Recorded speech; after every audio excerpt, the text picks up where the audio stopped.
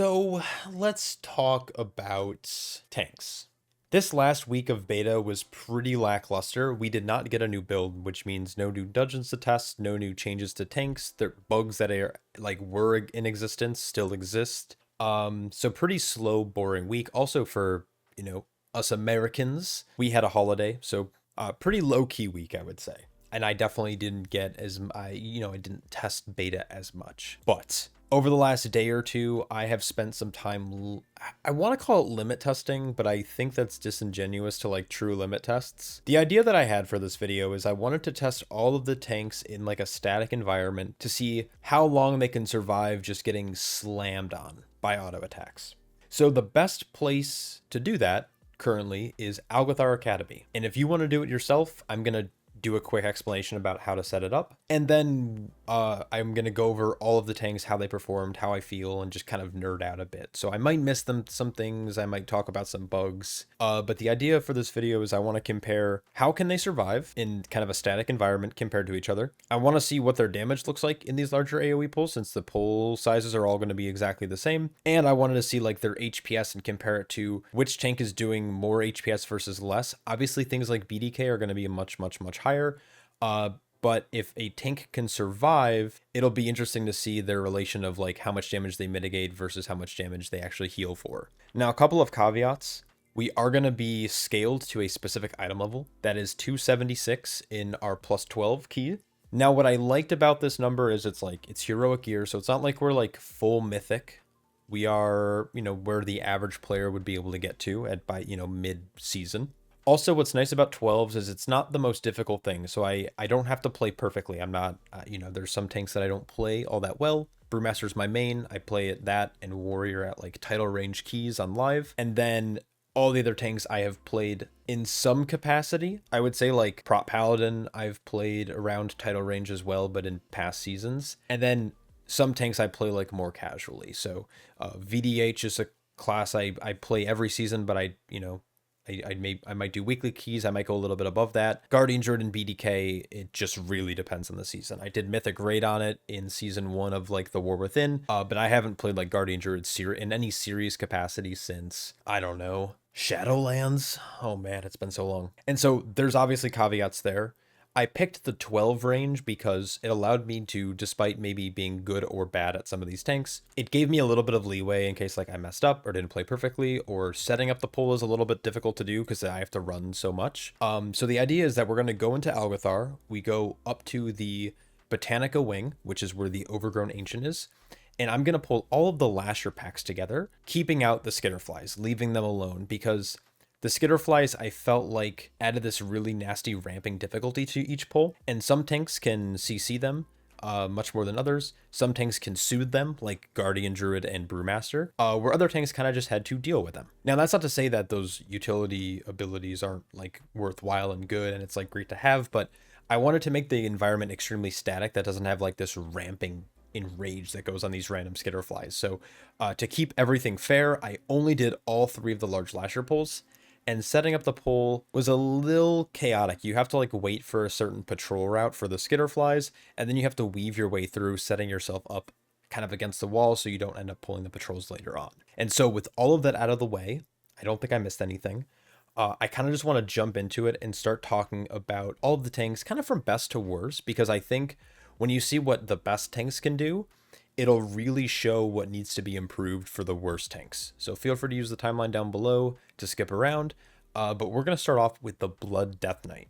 So you'll see me waiting here kind of towards the side. Now what you're going to notice is that when I set this pull up, I'm going to have to run to the right, grab these Lashers, and then I'm running like back through the left to make sure I'm not pulling the patrol, and then I'm getting myself set up here.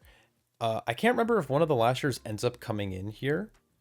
But basically, oh yeah, we actually end up having 1 Lasher, which actually makes BDK even that much stronger. So Dancing Green Weapon is our kind of main thing. I'm also playing Sand Lane, but as long as I'm hitting Blood Boil, Heart Strike, and leaving down Death and Decay every few seconds, I'm never going to run out of Bone Shield charges, thanks to Blood Boil now giving that.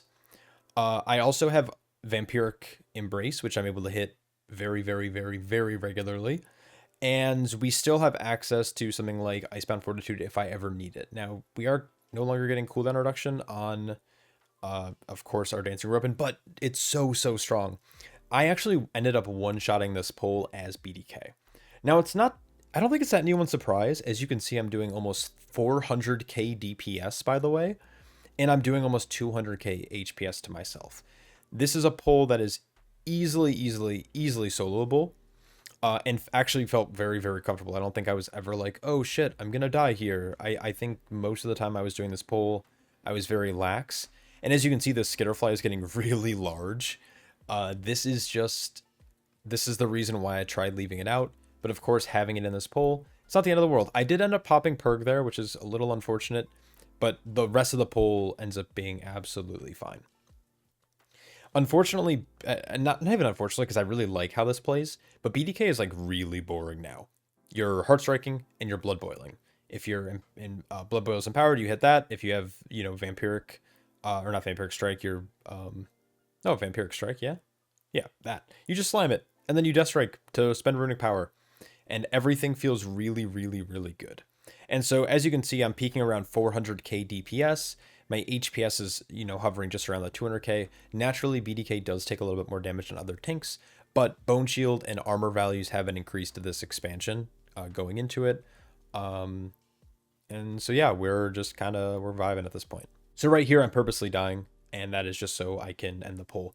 Basically, I consider the pull complete if and when all of the little lashers are dead, because at that point, every tank can survive these 3 giant Vile Lashers. And so as you can see here, Blood Boil is doing a very significant portion of our overall damage, followed by that Desecrate, which is what happens when Blood Plague ticks. It has a chance to consume Blood Plague, or your Death and Decay, dealing all of its damage. My overall healing was just Death Strike, Blood Shield, and of course Umbilicus Eternus, really doing a lot of that heavy lifting. And I think that mostly comes down to just our Apex talent. Having the additional Dancing Weapon active most of the time means that we're just always having at least 1 to 2 Blood Plagues active. And when I say at least 1, I mean basically we pretty much will always have at least 2, which means that Vampiric Embrace plus Umbilicus Eternus is going to be super strong.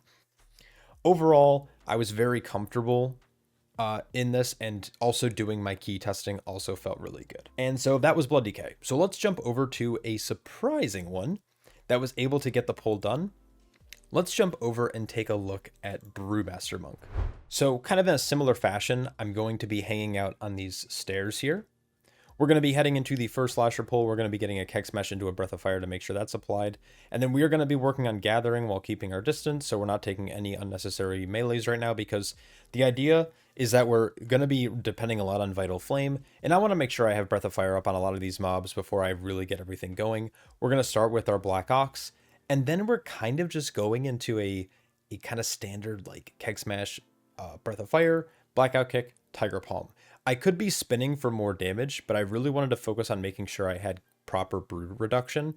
One other really nice thing about Vital Flame is it turns Breath of Fire plus Dragonfire brew into like Keg of the Heavens-esque. It feels very good. Whenever you hit that button, you actually get like a ton of healing from it. Plus you're getting a ton of healing from the Breath of Fire dot, which is really cool too. Exploding Keg with fuel on the fire also feels like a lay on hands. Like literally whenever you do that and the tornado procs, it just like full heals us. The one thing I really want to mention though, and really want to stress, is that Celestial Brew / Celestial Infusion is so bad. It's so bad right now. It ends up being like one of our worst heals in this pull, being below everything from our Ox Orbs, Vital Flame, Celestial Fortune, and there's one other thing. I can't remember. I'm blanking. But basically Celestial Brew / Celestial Infusion, which is what I'm playing, is absolutely terrible. Now, the one thing I will say, though, about Brewmaster is I had to spend a little bit more time kiting, which is not necessarily a bad thing. Creating some distance and then using like appropriate leg sweeps or well-timed leg sweeps or Ring of Pieces allowed me to create some distance to top myself a little bit with things like Vivify, and you get to the Ox Orbs and Expel Harm, while mitigating some damage and buying some time for our Celestial Brew to come off of cooldown. Now, in terms of like Blackout combo, I wasn't always going Blackout into Tiger. Every once in a while, I was going Blackout into Keg Smash, which allowed me to have additional brew reduction. And the newly reworked High Tolerance feels really good. Oh, Gaiplin's Imperial Brew, that's what I'm forgetting. So Gaiplin's Imperial Brew, if you purify at the appropriate time, you actually get a reduction whenever it's marked as elevated stagger, which means that Purifying Brew has like this crazy short cooldown sometimes. It's automatically getting 6 seconds knocked off if you're playing 2 stacks. And of course, your stagger is more effective, being a very, very, very strong talent. Now, one thing I will say, or I should mention, is that I'm not playing the Apex talents at all. I think the Brewmaster Apex talents in this kind of environment really, really, really bad. Very underwhelming. It's going to be only okay in like some instances, some Mythic Plus, some areas of Mythic Plus specifically, and maybe some raid encounters. But overall, I just don't think the Apex talent is currently tuned properly. So yeah. But as you can see, I'm dipping pretty low, but most of the time I'm actually feeling really good. I'm trying to buy some time for Exploding Keg to come back up. It just did. So now I have a nice fat lay on hands, and then those extra fire tornadoes are going to do a ton of damage. Now you're going to notice I'm doing more healing than a Blood Death Knight was. My Blood Death Knight was doing about 200k HPS. I'm doing 230k HPS. Insane. But Stagger is currently counting as damage and healing done. So any stagger damage that I take in the form of the dot is counting as my damage being dealt. And any purified stagger is counting as HPS. Now I have a problem with one of these. I don't mind the HPS being a little conflated, even though it is a little misleading. When a healer looks down and they see like the Brewmaster's doing 200k HPS and they're doing 70k, it's kind of jarring if you're looking at that. So if you don't know, if you know, you know, and it's good. But if you don't know and you look down, you're like, oh shit, I'm being out healed by this fucking peasant, which is me. The issue I have is that DPS is showing as well. And the problem with that is that I look like I'm doing really well, and it looks like I'm tuned appropriately. This is what, like, I mean, it's a lot less of what Blood was doing, but you're going to see it's similar to like other tanks like VDH and Guardian Druid in a short bit. But like 30 or more percent of my damage being dealt is actually to myself, which is obviously a really big problem. And so Brewmaster damage is actually really, really low right now. And so Brewmaster does need a damage buff or some kind of tuning pass in future weeks, and that's what we're going to be keeping an eye out for. Now, are they going to be buffed up to where BDK is? No, because I think BDK is bugged, and if it's not bugged, it's significantly overtuned, especially in these larger pulls. Now, in smaller pulls, not necessarily. But again, we're trying to create an environment where we're really testing the tank's durability, but naturally with that, we're going to also be seeing what their damage looks like. Now, I think my Brewmaster does more damage on average than maybe on par of what a BDK will do in single target, but classes like this should scale much better into AoE, because while Blood Boil is capped beyond 8 targets or like has a drop off, and same with like things like Breath of Fire and Keg Smash, those dots like Blood Plague and Breath, like the dot, they don't fall off, or they aren't smaller based on the amount of targets you hit. The more targets you pull, the more damage that stuff will end up dealing. So all in all, Brewmaster does feel really good to play. Clearly, I was able to pull this off. Now that there's only 3 of these mobs left, I believe shortly here, I'm going to end up just going and trying to die really quick, because I want to see what our numbers look like while the pulls are done. So there's my little victory, zoom in, and we're going to then take a quick look at the breakdown here. So I was actually surprised the Brewmaster was able to pull this off, because a lot of times in these limit tests, I'm like air quoting here, they don't do that well. So stagger 134k, so over 50% of my healing done was me just simply purifying. That's it. Vital Flame doing a heavy portion of our healing, followed by Guy Plins, followed by Celestial Fortune, then get to the Ox. And Celestial Infusion did a little bit more healing than Elixir of Determination. That is so fucking terrible. Please buff it. Just, that's it.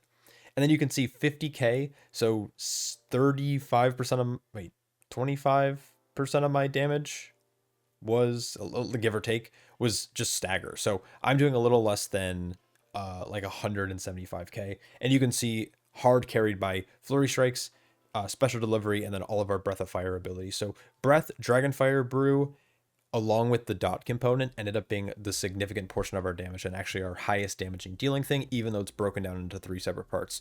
So Breath of Fire, insanely good.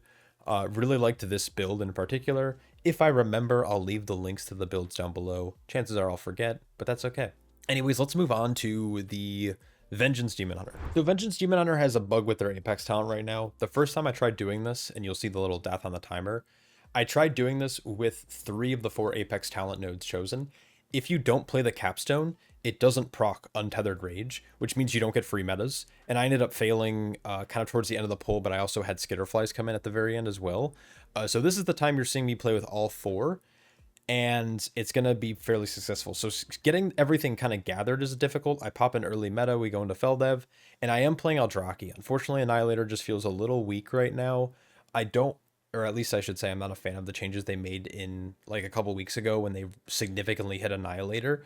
Annihilator can do competitive damage in larger pulls like this, but the issue is that it's very squishy and it's kind of dependent on Apex talent procs, which sometimes you just go dry for a bit. But when you're running all four Apex talents, the meta usage that you get for free, it's so good, and you get ramping agility.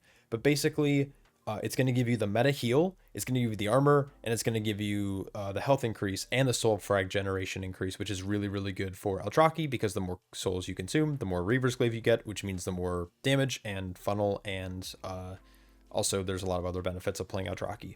But all in all, really good. Unlike Brewmaster, where I had to get pretty cheeky with like Ring of Pieces and Leg Sweeps, I didn't really have to use Chaos Nova too often here. Basically, it was like stay in melee, fracture Soul Cleave, and throw your glaive as often as possible, and when in doubt, Spirit Bomb, whenever you need to consume a significant amount of frags in like a short period of time for the heal. You're going to see every once in a while my health's going to dip really low, and then I'm going to shoot back up. Most of that's just coming down from any kind of like, pretty much just my frags being consumed. One other thing to note is that you can play Feed the Demon, and if you play Feed the Demon, you don't need the second charge of Demon Spikes. You will pretty much have permanent uptime on Demon Spikes if you don't forget to hit it like I do every once in a while, because I'm just conditioned to have it. Like, it normally you haven't, well, like lately you have been, but a lot of the times I've played VDH a little bit more competitively. Demon Spikes was kind of a thing you had to use sparingly because you didn't have 100% uptime on it. But right now, if you play Feed the Demon, you consume enough Fury for it to just be reduced below, which is good. And so I have meta again. I'm kind of waiting for myself to dip low, but with the free meta procs, we are very chilling. Similar to BDK, once I kind of got this pull situated and started, it was very chill. It wasn't too stressful. I'm also playing kind of the Fiery Brand build. I don't want to call it a build, but I'm playing like Burning Alive and Fiery Demise and all this stuff. So I have 2 charges. It has a reduced cooldown. It's going to spread. So making sure I rotate through my CDs is kind of key here. I'm looking at my trinket as well. I don't think I actually ended up really ever hitting it all that much. I could have. I just kind of forgot about it, but not a big deal. And so just in case you're out of the loop, Feldev no longer gives you meta, but the Apex talent now will give you random meta procs for 10 seconds that you can use off the global cooldown that will also do a significant portion of healing. As you can see here, I don't have to do anywhere near as much healing that a BDK or my Brewmaster had to do in theory, but still a significant amount. 120k is nothing to scoff at, and I'm also doing about 240k DPS, similar to where the Brewmaster was, but the Brewmaster had 25% of its damage being counted as damage being taken by itself or to itself from stagger, so kind of a problem there. And that's pretty much it. What I like about the VDH though is it still brings a ton of funnel damage. I end up killing one of these large Vile Lashers before killing all of the Hungry Lashers. So I consider this a very good success, very big success from the DH. I had a lot of fun playing this tank. I think it feels really good. It's a little bit easier now without the weird fluctuating DRs that you had from Frailty. That was kind of my big complaint on live servers, and while I understand the merit and that people like it and it's kind of the hard part about playing VDH and it's really rewarding for players who main it, I think accessibility wise and just kind of headache wise, it feels so much better to not really have to worry about like, do I have a 6% DR or a 10% DR because of the different Frailty stacks I have. So yeah, anyways, the pull is pretty much done. I killed all the Lashers, so I'm considering this a success for the VDH, so I'm running into the Skitterflies and I'm dying. So let's look at our damage breakdown. Free of the Eldraki doing a heavy portion of the, or heavy lifting. So whenever we throw Glaive, we fracture into Soul Cleave, get a ton of slashes, and we're looking good. And the rest of our damage is just random shit.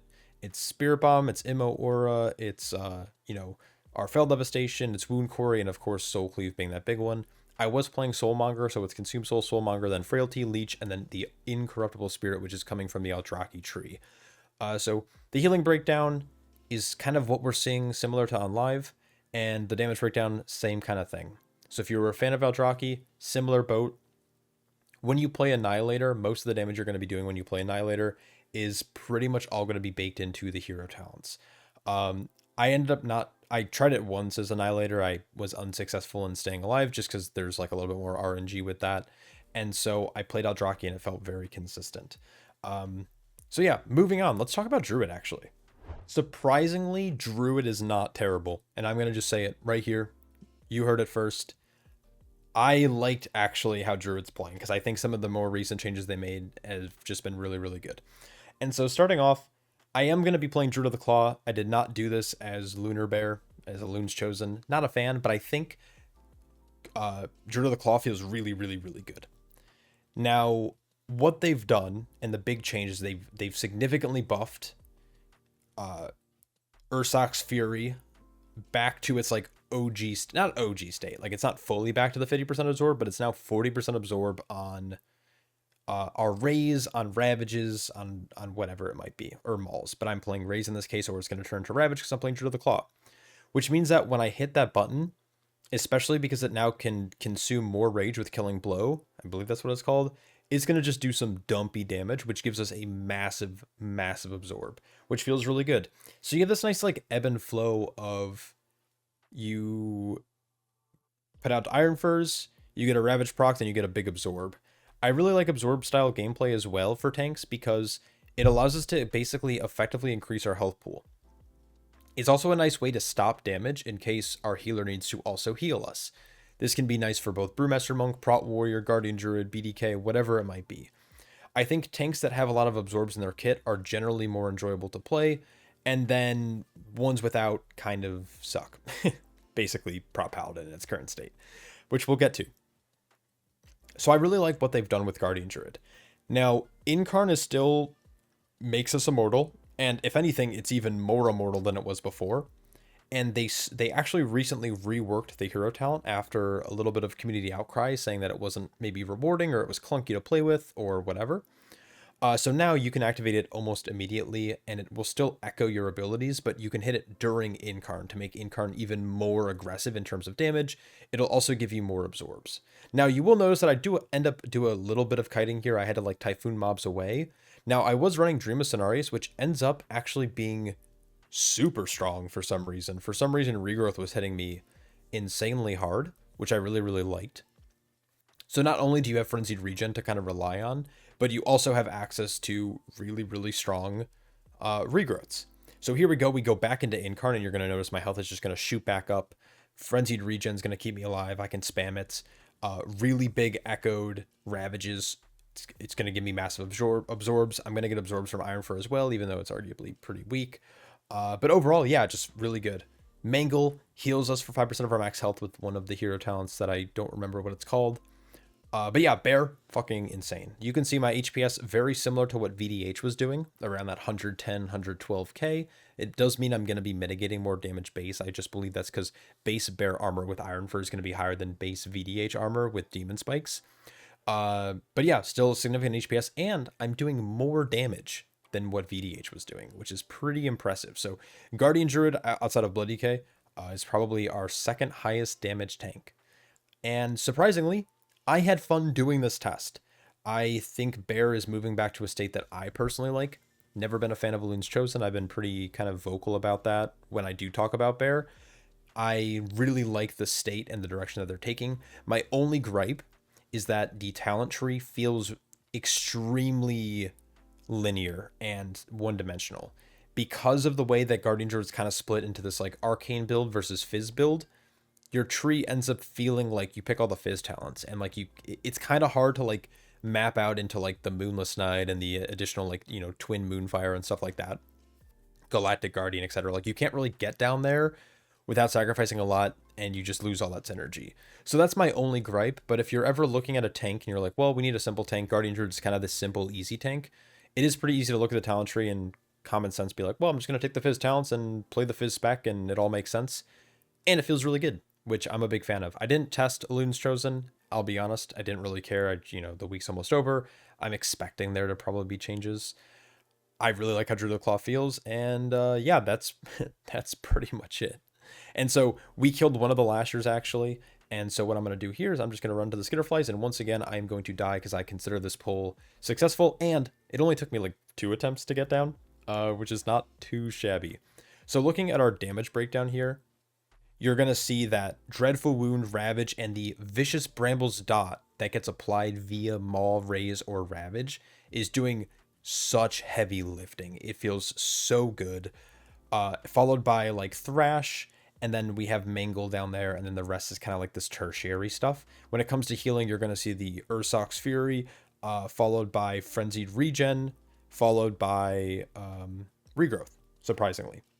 And then everything else, once again, is like what I'd consider like tertiary, like it's healing that comes in like after the Wildfire, Rejuve, or Trinket. But Ursoc's Fury, Frenzy, Regen, Regrowth, and Strike at the Heart is actually not doing terrible damage for how much damage it's able to deal. Having the second Church of Mangle, being able to spam that more frequently, again, feels so good.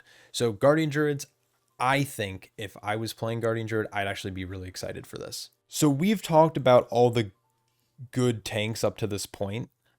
I'm going to talk about Warrior, because Warrior's in kind of a rough spot. The issue with Warrior is that it does, and you'll notice this when we look at, like, just kind of keep an eye on the details while I'm talking at the DPS. It's real down bad right now. I don't know what's really struggling, like what's causing Warrior to struggle.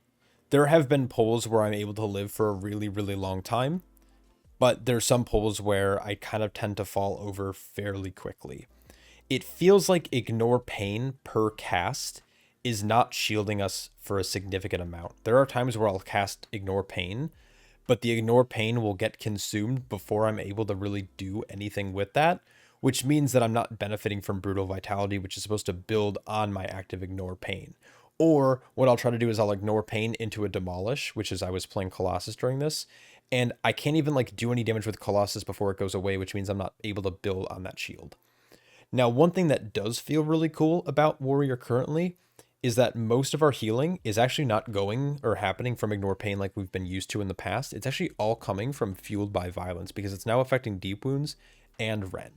So the idea here is that rotate through your defensives. I'm playing a couple of different cheat deaths. I'm playing Last Stand. I'm playing Battle Scarred Veteran. I don't like playing Last Stand in its current state. You know, I am playing Anger Management, which has been nerfed significantly, so we're getting less shield wall uptime, which is really sad. And we're getting less Avatar uptime, which is also really sad. I tried playing this in Mountain Thane as well, and Mountain Thane felt objectively worse. I'm not sure why. It did way less damage, and Demolish as like a DR is kind of nice. And what's nice about playing Colossus is that we were playing Arterial Bleed, which increased our self-sustain and our self-healing while we were gaining stacks. And then we would take that and we dump our leech amps, I guess, because we're playing Fueled by Violence. We dump it into a big DR, builds on Ignore Pain. It's pretty good. But overall, I'd say that the tank just feels rough. So we only did 90k, 100k overall, and we did 70k HPS. Fueled by Violence did a heavy portion of that, followed by Ignore Pain, followed by Leech, followed by IV, and then a little bit from Second Wind. Now, when it came to damage, all of our damage that's being dealt is just bleed damage from Rend and Deep Wounds, and then it's just our Phalanx from Shield Slam as our Apex talent, and then Demolish. And that's it. And then everything else is kind of like mid. Like Thunderclap Revenge doesn't really do that much. We also couldn't allocate that much Rage to Revenge since we were spending so much time getting Ignore Pain up. What I'd really like to see is I'd like to see a fairly big tuning pass, like a big bump to Demolish damage, a big bump to like maybe Shield Slam or Rend, or not Rend, Thunderclap. I don't like how much damage Phalanx is doing, but it's like, it might be too good to not run, because it has good synergy with Colossus in terms of like the crit value that you get. The 5% DR and the frontal damage is also really strong with Colossus. It's just so hard to path in our tree to get any other things like maybe Indomitable, increased block chance. Yeah, it's just like a tough spot to be. I tried running Bolster once by dropping our block specialization, and it just felt, like I said, pretty terrible across the board. So clearly there is a tuning issue that's happening if you're comparing this tank to any other tank. that we've currently looked at so far. Like, right outside of Brewmaster having that weird thing with stagger, every other tank is doing anywhere between 240 to 300k DPS. Warrior's doing a third of that, or a half of that, or however you want to look at it. One other thing too is I just repaired before that last pull. Like, I had 100% durability. I died. We're doing this pull again. My shield is actually almost broke, and on this attempt, I believe my shield breaks. Like, after being in combat for like 30 seconds, it goes from like 25% durability to 0 in like 30 seconds, and I just die because of it, because obviously that's really bad. I wish Blizzard would just make it so shields don't take the durability that they currently do. It's the same thing on live. Like, every other key, I have to fully repair my shield despite all my other gear only ever taking like 6 points of durability damage over the course of a key, and my shield's just like fucking broke. Please, for the love of God, fix it, make it better. But yeah, needs a lot of tuning. I don't think their survivability's bad. I think if Blizzard fixes their damage in some capacity and maybe tunes up Ignore Pain a little bit, I think Warrior's going to feel really good. The reason it feels bad is kind of this compounding effect of they don't do a ton of damage, so they don't generate as much Ignore Pain. Their Ignore Pain is low, and then they're fueled by Violence. If they were doing more damage with like Rend and Deep Wounds, for example, they would then benefit more. But there, my shield fucking broke mid thing, and I just kind of like rage quit. I was like, all right, I tried this like 4 or 5 times, but after that time, I had to repair my shield. I repaired my shield 3 times in 5 tests, and so I just hearth and called it. But Warrior needs a tuning pass. Simple as that. All right, time to embarrass myself on Paladin. Paladin is probably the tank with the most amount of issues right now. Now, I'm not saying that Paladin is bad as a whole. I think if you probably brought it into Dungeons on beta right now, it's like actually not terrible. In this type of test, it's atrocious. And so what they've done with Paladin is they've removed most of their major DRs, and they've removed most of their cooldown reduction talents. So things like Eye of Tyr, but also like Righteous Protector and stuff have all been nerfed or removed or reworked completely. And they took away the DR consecration component from our mastery, which means that you don't need to be in your consecration anymore. It's more of like a damage / healing button, but it's fucking terrible. Like, we are so weak outside of cooldowns, but we don't have cooldowns to use anymore. You have Sentinel, you have Ardent Defender, which doesn't get cooldown reduction anymore. Neither of them do. You have Lay on Hands, and you have Bubble. Now there, I hit Lay on Hands thinking I'd be able to live for 30 seconds, and then I just died. And so yeah, you get to like watch me mess around with this. But basically, there is a bug as well where Gift of the Golden Valkyr, if it procs and you haven't used Guardian of Ancient Kings yet, it consumes your Guardian of Ancient Kings proc, or your charge, and just puts it on cooldown. And so what happened in that pull as well, and I went back and I watched this footage, but basically it's auto-consuming it, which means you have less DR to work with, which is terrible. It's fucking terrible. Now, I wasn't playing the second charge of it here because I felt like once you use the second charge, it's like you're not playing with the second charge. So I have a feeling it's more designed for like raid, where you might specifically need 2 charges to survive some type of mechanic, maybe back-to-back tank busters, or like rotating tank busters, for example, and you don't get enough cooldown reduction to have it back up. But basically in Mythic Plus, I feel like it's not that good. Maybe I'm wrong. Maybe Prop Paladin mains will correct me. But overall, this was a terrible testing experience. Now, I did this attempt maybe 10 times total, and I couldn't figure out a way, despite changing different talents, changing hero talents, regular talents, builds, strategies, kiting, CC. There was nothing I could really do to live that long. Now, I tried doing it one lasher pull by itself, which is like 10 targets or 9 targets with one big lasher. It felt fine. I was able to live for a really long time. But I don't think that Prop Paladin scales into these larger pulls that well currently, which is alarming. That even just getting like melee attacked will eventually end in your demise. And so I think they moved the wrong direction completely from where they should have. I don't think removing I think they could have either kept the cooldowns and removed the cooldown reduction, or remove the cooldown reduction and keep... Wait, did I say that right? Remove the cooldowns, keep the cooldown reduction. Remove the cooldown reduction, keep the cooldowns. They could have done one or the other, but removing both has killed this class. It feels like they don't have armor on.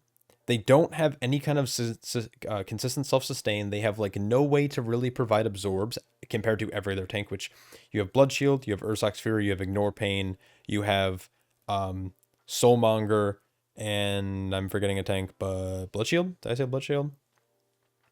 Every other tank has absorbs. Prot Paladin doesn't, at least consistent absorbs. Yeah, you have like Divine Toll, you have Holy Bulwark from your hero talent, Lightsmith, and then you have your Sacrosanct Crusade, which both of them are not worthy. And because they remove the DR and the kind of baseline reduction that we're getting from Consecration and stuff, it just, this fucking feels terrible. So we're back in another run. I'm going to try to set it up again. I do like the quality of life stuff they added. Like, for example, when you use Divine Steed, you gain Solder for 10 seconds, which is super, super nice. That allows you to set up a little bit quicker. But like this Consecration that I'm about to put down, it doesn't do anything. Right now I'm playing Sanctuary, which is giving me a 5% DR. I was thinking that might help, but ultimately at the end of the day, it doesn't do shit. And so I'm playing Sentinel as well for extra DR. Now again, I am not hitting Judgment as much as I should, for sure. And I was playing Righteous Protector to try to play like the minute build. I also tried playing the 2-minute build. Neither of them really worked. I committed Lay on Hands again on accident, but after that fades, I'm shortly going to die here. And so my damage, while it does seem to be a little bit higher than Prot Warrior, my healing and my ability to like have like good throughput sucks. And clearly I'm not mitigating damage. And so that feels pretty terrible. And as you can see, my Guardian of Ancient Kings is on cooldown. This is when I noticed, I was like, wait a second, I didn't hit Guardian, yet it's on CD for 5 minutes. So clearly something's wrong. So I went into the footage and I looked, and when it does end up proccing, it's GG, like fucking, it's over. And so yeah, Prot Paladin needs help. They need some type of baseline, either an armor increase. They need an increase on like their HPS, any kind of absorbs something. Because right now, at least for me, it's not working and it does not feel good in this kind of environment. So anyways, this was a crazy long video. I just wanted to kind of share my thoughts about the tanks. Please tell me how bad I am down below at the tank that you think I'm bad at, because I'd like to know. If there's anything in the footage that maybe I missed, like maybe I didn't have Shield of Righteous up, that kind of stuff, also let me know, because that is, those are valid critiques, and I will try to improve my gameplay next time I try to showcase tanks that I don't play. Now, I find this really interesting. Overall, I guess my consensus is, I think BDK, I would like all of the tanks to be buffed up to where BDK is, but I know that's not realistic, because right now BDKs are doing more damage than most DPSs are in those kind of pools. I also recognize that they do scale a little bit better into larger pools because they have a lot more dot-based damage through Blood Plagues, especially now with their new Apex talent.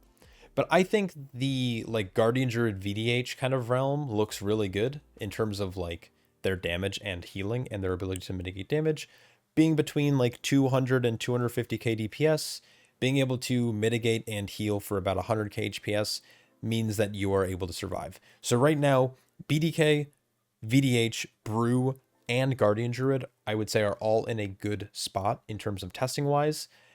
Prot Paladin needs some defensive tuning, and obviously some damage tuning as well, and Prot Warrior is just really down bad when it comes to strictly damage.